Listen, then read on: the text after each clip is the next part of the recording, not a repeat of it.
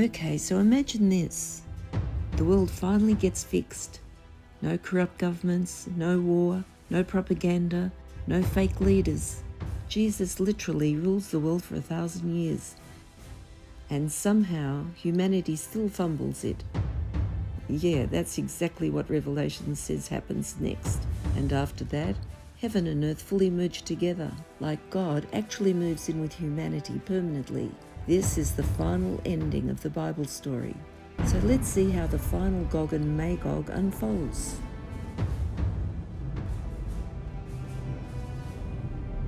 So after 1,000 years of peace, Satan gets released one final time.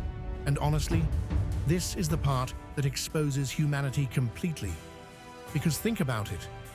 People have lived under perfect leadership for 1,000 years. No corruption, no injustice, no manipulation. The king is literally Jesus. And yet, the second Satan starts deceiving again, people join a rebellion. That's insane. Revelation calls this rebellion Gog and Magog. Basically, humanity gathering together one last time against God's kingdom. And this shows something massive. The problem was never just bad systems. It's deeper than politics, deeper than society. Humanity can stand in paradise and still want autonomy over God. Then they surround the beloved city, and you expect this giant Marvel-style battle scene, but no way. God ends it instantly. Fire comes down from heaven. Done. Satan's final arc, finished forever. No more deception. No more spiritual darkness lurking in the background. Evil reaches its expiration date, the great white throne. Then comes the final judgment. And honestly, this scene is terrifying in the most real way possible, because suddenly, everything fake disappears. No filters, no digital identity, cyber self, or internet avatar to pump up your personal brand of self. Just truth. Every life opened fully before God. Nothing hidden anymore. And this isn't random cruelty. It's the final separation between people who actually wanted God's kingdom and people who wanted existence without Him. That's the real divide Revelation keeps building toward, the eternal state, and then everything changes forever. John says, "I saw a new heaven and a new earth." Not humanity escaping earth, not floating around as ghosts forever. This is creation restored, fully renewed. Then John sees the New Jerusalem descending from heaven. And this moment is huge, because heaven and earth stop being separated realities. They merge. God literally comes to dwell with humanity forever. Think about the storyline from Genesis onward. Humanity lost closeness with God in Eden. Ever since then, there's been distance, temples, veils, separation. But now, through the veil of his broken flesh, simultaneously, the veil in the temple was torn from top to bottom.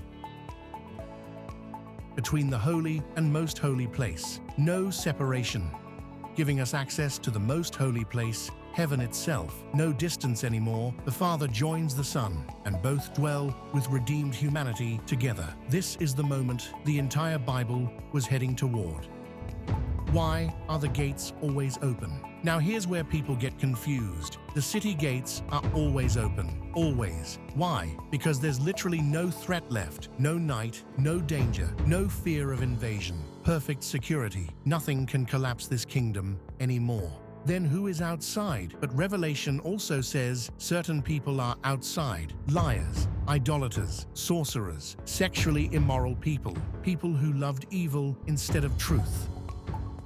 So what does that actually mean? It doesn't mean sinners are just chilling outside the city walls forever, like some dystopian scene. It means they're excluded from union with God's kingdom. The gates aren't locked. That's the important part. The issue isn't access denied by force. The very nature of the kingdom itself. Truth, holiness, love, the king. The tragedy of Revelation isn't closed gates. It's hearts that never wanted God's world in the first place. The final reality. And now the curse is completely gone.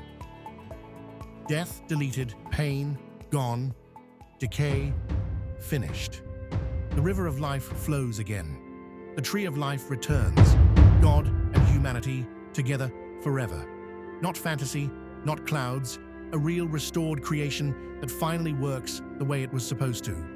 So the Bible doesn't end with destruction. It ends with reunion. The Father, the Son, humanity restored. Heaven and earth together forever. And Revelation leaves everyone with the same question. Do you actually want God's kingdom? Or do you only want a version of eternity where you stay your own God? Because the final invitation of the Bible is still open. The Spirit and the bride say, "Come." And for the first time since Eden, home is fully open again. That's actually one of the deepest points of Revelation. So you're telling me Jesus rules the earth perfectly for 1,000 years, and humanity still rebels afterward? That honestly makes humans sound hopeless. It's showing that the core problem was never just bad governments or broken systems. But why release Satan at all? If everything is peaceful, why not just leave him locked up forever? Feels unnecessary. Because forced obedience isn't love. The final release reveals something important. Do people actually love truth and the king? Or did they only behave because evil influence was removed? So God allows one final test? Exactly, and the result exposes the human condition completely. Even after 1,000 years of perfect justice, many still choose rebellion. That almost sounds pessimistic about humanity. Not pessimistic, realistic. History already shows us humans can ruin almost anything good eventually. Revelation just takes that idea to its final conclusion. So Gog and Magog is basically humanity trying to overthrow God one more time? That sounds insane. It is insane. That's the point. Human pride reaches its final form, creation attempting to dethrone its creator again. And then God just destroys them instantly? No battle? Notice how Revelation describes it. There's barely even a fight, because evil isn't equal to God. The rebellion collapses immediately. That feels anticlimactic.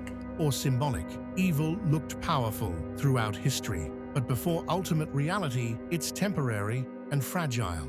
Okay, but the Great White Throne Judgment sounds terrifying. Everyone judged publicly? Terrifying, but also completely just. For once, nothing is hidden. No corruption, no manipulation, no pretending. Pure truth. Still sounds harsh. Justice always feels harsh to things built on lies.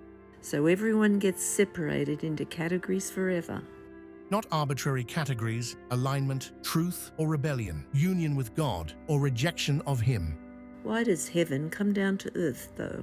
Wouldn't humans just go to heaven instead? That's one of the Bible's biggest plot twists. The goal was never permanent escape from creation. The goal was restored creation. Heaven and earth finally united together. So God moves into humanity space? Exactly. The separation introduced in Eden finally ends. That's why Revelation is emotional. It's reunion.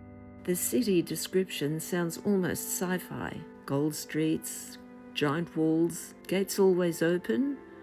Why are the gates always open? Because there's no danger anymore. No war, no darkness, no fear. Security is complete. Then why mention people being outside? That sounds contradictory. Because the issue isn't locked gates. The issue is compatibility with the kingdom itself. Explain that. The New Jerusalem represents union with God. Truth, holiness, love, life.